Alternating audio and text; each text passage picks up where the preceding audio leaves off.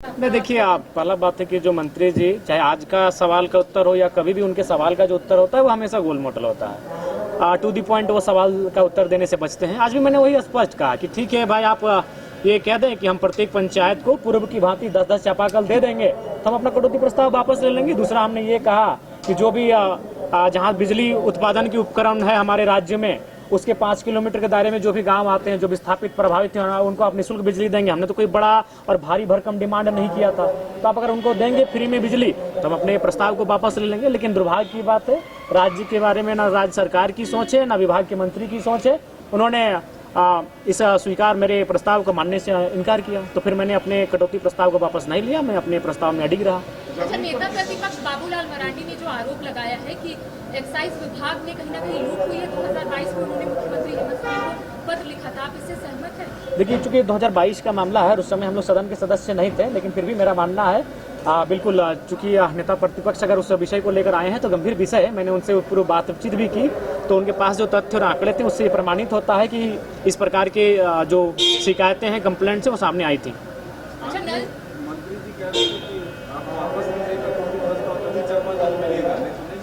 नहीं, ये तो जिद है, ये तो मैंने हट है, और बिल्कुल हट नहीं रखना चाहिए। सरकार को तो हट रखना ही नहीं चाहिए, उन्हें तो जनता के हित में जाकर काम करना चाहिए। और अभी हम लोग मार्च के बाद अप्रैल में कदम रखेंगे, और अप्रैल का महीना गर्मी का शुरुआत होगा, तो निसंदेह हमें लगता है कि अगर वो चापाकल की व्यवस्था नहीं करते हैं, पानी की व्यवस्था नहीं करते हैं, और ज़्यादा नहीं, अगर आप, मैंने मांग किया कि एक पंचायत में 10 चापाकल हो। हमारे हिसाब से झारखंड में 4400 के आसपास पंचायत हैं।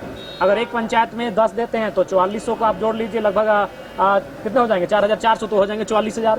अगर अभी सरकारी दर है शायद 92,000 एक चापाकल का, तो मुझे लगता है कि 400 करोड़ में ये जो पानी की व्यवस्था है, 10 चापानल हर एक पंचायतों में, फिलहाल इसका समस्या का समाधान हो जाएगा। और 400 करोड़ रुपए, 450 करोड़ रुपए बड़ी राशि नहीं है। चूंकि आज खनन पे भी चर्चा था, तो मैंने ये उदाहरण दिया कि एक महीने में तो केवल धनबाद से कोयला 600 करोड़ का अवैध रूप से बाहर जाता है। तो 400 करोड़ रुपए अर्जित करना कोई बड़ा हार्ड टास्क नहीं है। अच्छा, नल जल योजना में घोटाले की बात सामने आ रही है, विपक्ष की तरफ से ये कहा जा रहा है कि घोटाला हुआ। आपको क्या लगता है, आज मंत्री जी ने आंकड़ा भी दिखाया है कि केंद्रांश नहीं मिल रहा है, लेकिन राज्य सरकार जो है वो ज्यादा अमाउंट उसमें खर्च की? देखिए, मैंने वही कहा कि केंद्र राज्य को 191 मदों के लिए राशि भेजता है।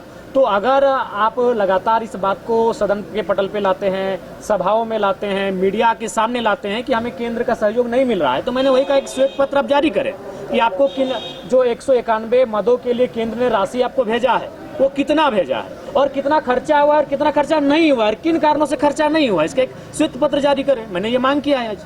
अच्छा, कोलकाता में आज बीजेपी और टीएमसी के बीच बवाल हुआ है, और आज प्रधानमंत्री नरेंद्र मोदी का वहां पर रैली था, इससे पहले ही ये। देखिए, जानकारी नहीं है, इसको अध्ययन कर लेते हैं। धन्यवाद। भोजपुरी नदी को लेकर सरकार ने ड्राफ्ट तैयार किया, समझौता के कैबिनेट में आएगा, इसमें भाषा को नहीं शामिल किया है। आप लोग का आंदोलन की शुरुआत में इसी देखिए, मैं आज पुनः कहूंगा, झारखंड विभिन्न भाषाओं का प्रदेश है, लेकिन धनबाद बोकारो की बात थी, और धनबाद बोकारो में सहर्ष कहता हूँ, आज भी कहता हूँ, धनबाद बोकारो में भोजपुरी मगही बोलने वाले मूलवासी नहीं है, वो प्रवासी है, और प्रवासियों की भाषा का आधार जिला में, हमारे जिला में औचित्य नहीं बनता है।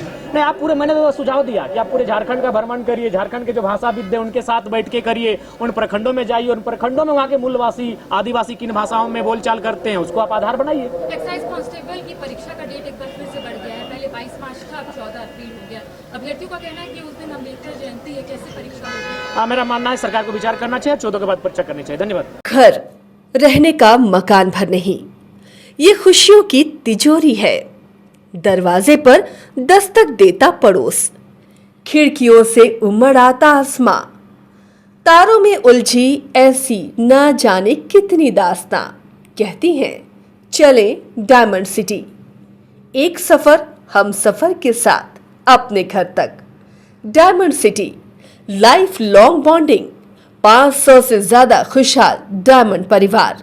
जल्दी करें, सिर्फ 200 फ्लैट बाकी, आज ही बुक करें अपना आशियाना। क्रिकेट के विश्व मंच पर छा रही हैं रांची की प्रतिभाएं। इन प्रतिभाओं को संवार रहा है जेके इंटरनेशनल क्रिकेट एकेडमी। अनुभवी कोच की देखरेख, सुविधाओं से लैस जेके क्रिकेट एकेडमी अनुशासन और आत्मविश्वास का विश्वास भरा सफर।